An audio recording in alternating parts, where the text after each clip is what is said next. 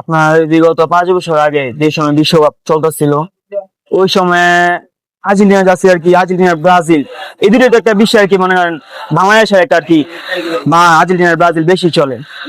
আপনার গত গত 5 বছর আগে আর্জেন্টিনা ভালো চলছে, ব্রাজিল ভালো চলছে, কিন্তু এবার মনে হয় না এরকম হইতেছে, কারণ কাস্টমার এরকম চাপ নেই। গত 5 বছর আগে মনে করেন মানুষ মার্কেটে জায়গা দেওয়া যেত না, এখন আগের মতো নাই বেচা কিনি।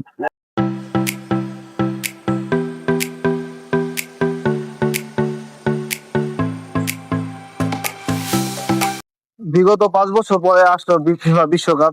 সেক্ষেত্রে আমাদের প্রিয় দল আর্জেন্টিনা, আমি একটা প্লেয়ার এডিশন জার্সি কিনলাম।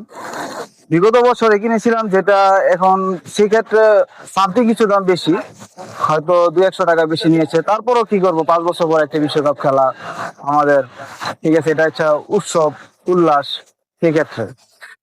মানে লাস্ট 4 বছর আগে যখন জার্সি নিই তখন হচ্ছে নিছিলাম ব্রাজিলের সেকেন্ড কিটটা, নীল কালার যে কিটটা ছিল সেই কিটটা নিছিলাম।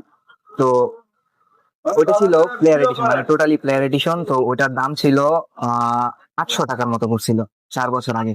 কিন্তু এবার আমি আসলে প্লেয়ার এডিশন জার্সি দিকে যাচ্ছি না, কারণ হচ্ছে যে জার্সি একটা না, গতবার একটাই পছন্দ ছিল, একটাই নিছি, এই জন্য একটু দাম দিয়ে নিছি। এন্ড এবার দাম একটু কম আছে, যদি প্লেয়ার এডিশন নিই তো সেক্ষেত্রে আরো বেশি হয়ে যাবে। হ্যাঁ, তো নিচ্ছি, এই যে একটা সাদাটা নিয়েছি, দেন হচ্ছে কালোটা নিয়েছি, আরেকটা হচ্ছে ফ্যান এডিশন যেটা আছে পাতার, ওই যে মোস্ট ভাইরাল যেটা, সেটা নিয়েছি। এই তিনটা অ্যাজ এ ব্রাজিল ফ্যান হিসেবে ব্রাজিলই নিতে যাবো। অ্যান্ড সাথে আমাদের চির প্রতিদ্বন্দ্বী আর্জেন্টিনাকে একটু পছাতে চাইবো, কারণ আমি মনে করি যারা আর্জেন্টিনা ফ্যান ওদের কাজের থেকে মাথার থেকে মুখটা বেশি চলে।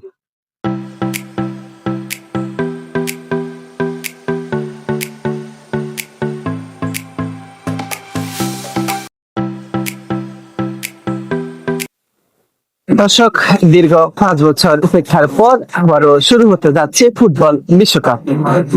বিগত সময়গুলোতে 32টি দল নিয়ে ফুটবল বিশ্বকাপ অনুষ্ঠিত হলেও এই বিশ্বকাপে সর্বমোট 48টি দল নিয়ে অনুষ্ঠিত হতে যাচ্ছে ফুটবল বিশ্বকাপ। আগামী 11 তারিখ মেক্সিকোতে প্রথম উদ্বোধনী ম্যাচ অনুষ্ঠিত হবে।